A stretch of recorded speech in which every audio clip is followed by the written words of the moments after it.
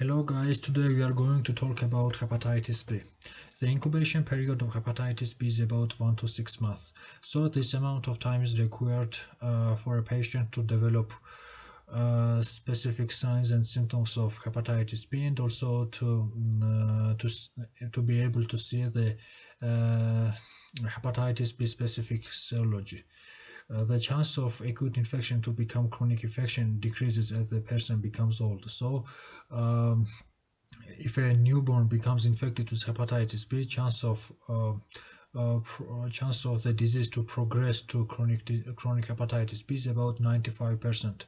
For a child, the chance is about 40%, and as for adult, the chance is about 5%. The symptoms of hepatitis B are associated with jaundice. So, jaundice refers to the yellow discoloration of the sclera. Uh, as the bilirubin level rises, and as the disease progresses and bilirubin level becomes more than 5, more than 10, the skin discoloration also begins. Firstly, the yellow discoloration of facial skin occurs, and as the bilirubin level continues to rise, the inferior part of human body also get uh, yellow discoloration, like chest or abdominal skin become yellow. Some extrahepatic symptoms and signs of hepatitis B are membranous glomerulonephritis. This is a kind of nephritic syndrome which is associated with hypertension, hematuria, and facial edema. Also, polyarteritis nodosa, which is kind of vasculitis, and aplastic anemia, in which it is a condition where the hematopoietic stem cells are unable to synthesize the red blood cells. For the prophylaxis purposes, newborns are routinely vaccinated for hepatitis B. Before the newborn gets discharged from the hospital, the first dose of vaccination is given. Second dose is given in the age of 1 month, and the third dose is given at the age of 6 months. However, if a newborn is born prematurely, the first dose should be given at the age of 1 month, or its age of, or if when the patient's weight become 2,000 grams. So, how the hepatitis B virus is transmitted? Perinatal transmission is a very common way of getting hepatitis B. It implies that the baby may get hepatitis B virus before he is born via placenta, or he may get hepatitis B virus during the process of giving birth. Sexual intercourse is also the very common way of getting hepatitis B, because the most amount of hepatitis B virus is found in sperm. Contaminated blood or saliva is also the common way of getting hepatitis B. Especially contaminated blood is the source of transmission in hospitals, where the nurses accidentally infect themselves with the contaminated needles that they used for the infected patients. As for saliva, I don't say that by kissing you can get hepatitis B. However, if a person has oral ulceration, and there is even a small amount of blood in his mouth, then via kissing you can get hepatitis B virus. Blood transfusion today the blood transfusion is a very rare way of getting hepatitis B, because the blood are always checked routinely before they get transfused to other people, and some specific serological markers are looked at. Horizontal transmission implies that none of the above have happened. However, the person has hepatitis B virus. It most commonly occurs when a family member has hepatitis B virus, and in the family they use some things in common, like shovel, or things that are used for shaving, or things like a toothbrush. So things like that must not be used in common when one of the family members has hepatitis B virus. The most important part of our lecture is serological markers. Hepatitis B surface antigen is the marker that indicates that the person is infected with hepatitis B virus. It does not show acute or chronic infection. It just shows that person is infected with hepatitis B virus. The most important way of showing acute hepatitis B virus is anti-hepatitis B core immunoglobulin M. If a patient has anti-hepatitis B core immunoglobulin M positive,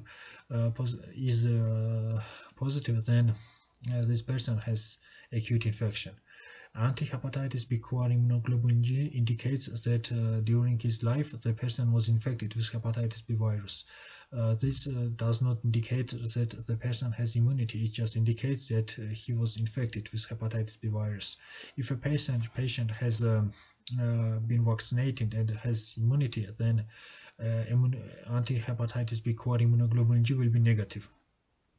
Anti-hepatitis B surface immunoglobulin G is the antibody that protects people from hepatitis B. Or if a patient gets vaccinated, then this marker will be positive. Or if the person was infected with hepatitis B virus and then got natural immunity, then this marker will also be positive. So if anti-hepatitis B surface immunoglobulin G and anti-hepatitis B core immunoglobulin G are positive, that means that the person was infected and then got immunity. Or if only the anti-hepatitis B surface immunoglobulin G is positive, that means that the person was not infected with hepatitis B, but he got vaccinated, and so this is positive. Hepatitis B envelope antigen and hepatitis B virus DNA are two markers that indicate the replication of the virus. Anti-hepatitis B envelope immunoglobulin is the marker that shows that there is very little amount of replication going on. ALT and AST, or there is no replication going on. ALT and AST are the markers that indicate the injury that is going on liver tissues. Of course, they are not specific for hepatitis B virus. They can be positive, they can be increased in any sort of liver diseases. To understand the topic better, I would like to show you this. I would like to draw you one thing. So let's assume that person was infected with hepatitis B virus and his hepatitis B surface immunoglobulin G hepatitis B antigen becomes positive. After a short amount of time, his anti-hepatitis B surface immunoglobulin G becomes positive. So as I told you, this is hepatitis B surface antigen, and this is anti-hepatitis B surface immunoglobulin G. So as you see here, during this period of time, none of this serological marker is positive. This is called window period.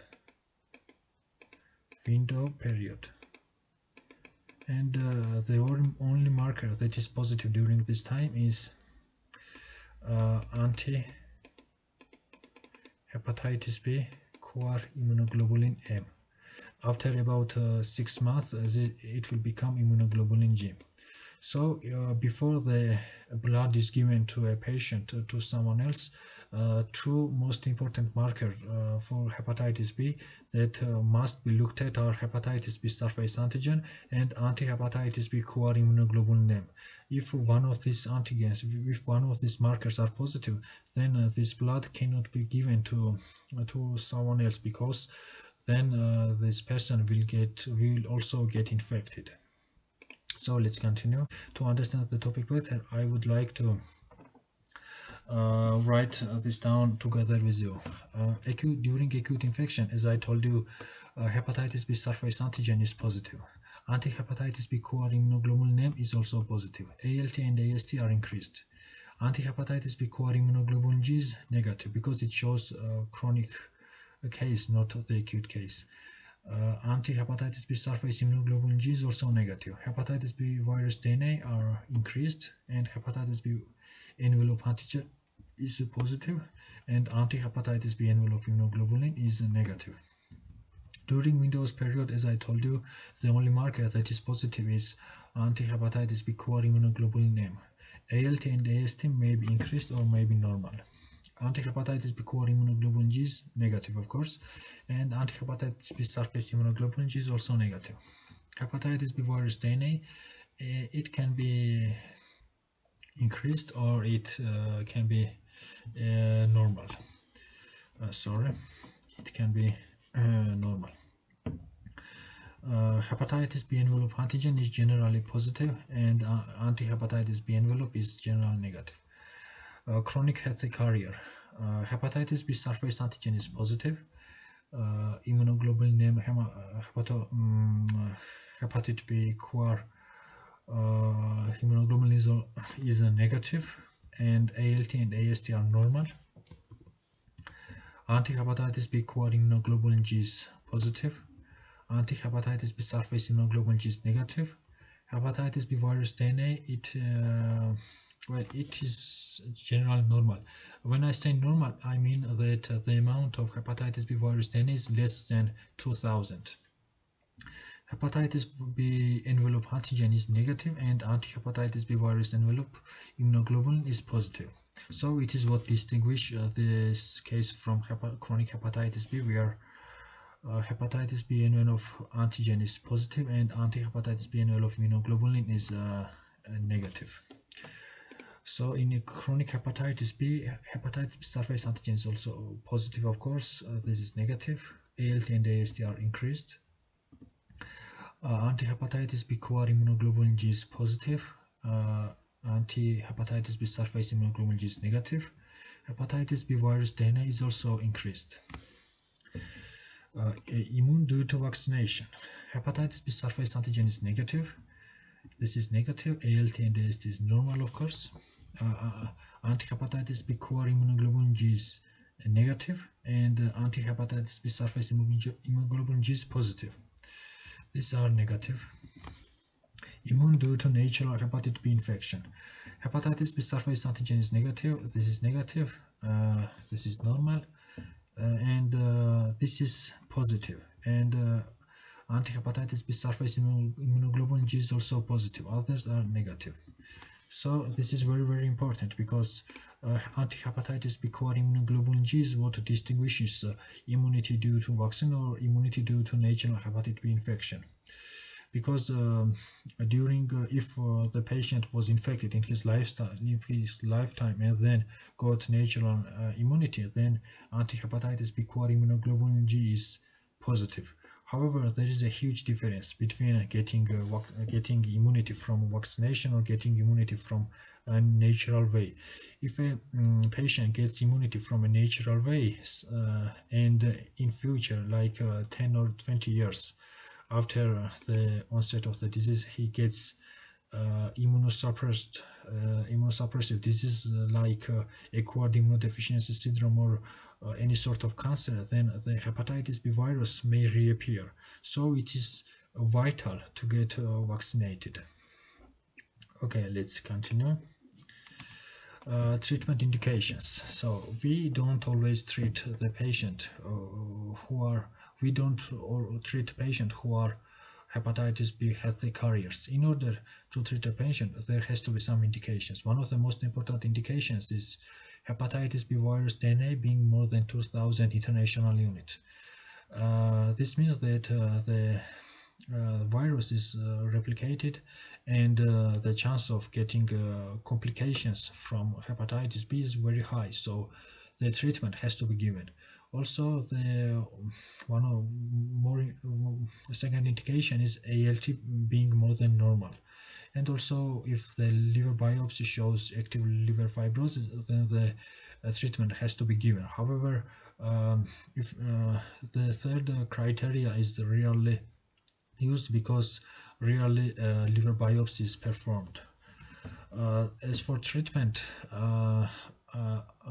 immunomodulatory drugs like interferon is used. Antiviral drugs like lamivudine, entecavir, or adefovir can be used. I'm not going to talk about the treatment in details because it is beyond the scope of our video. So, what are the complications of hepatitis B? Fulminant hepatitis. It is a case where the liver stops working suddenly. Uh, and if the treatment is not given immediately, the person dies from hepatic encephalopathy. Liver cirrhosis and hepatocellular carcinoma are the also complications of hepatitis B. And one thing that is that these the three cases have in common is that the chance of getting these complications are more common if the patient has hepatitis B virus DNA more than 2000. Another complication of hepatitis B virus is being infected with hepatitis D virus. Hepatitis D virus can only infect the patient if the patient had already been infected with hepatitis B virus. If hepatitis B virus and hepatitis D virus infect the patient at the same time, it's called co-infection, and the chance of getting fulminant hepatitis is increased at this time. If the patient gets infected with hepatitis B virus and after several weeks or months gets infected with hepatitis D virus, it's called superinfection, and this time getting a chronic hepatitis B is more common. So this was for today. Thanks for watching, and see you next time.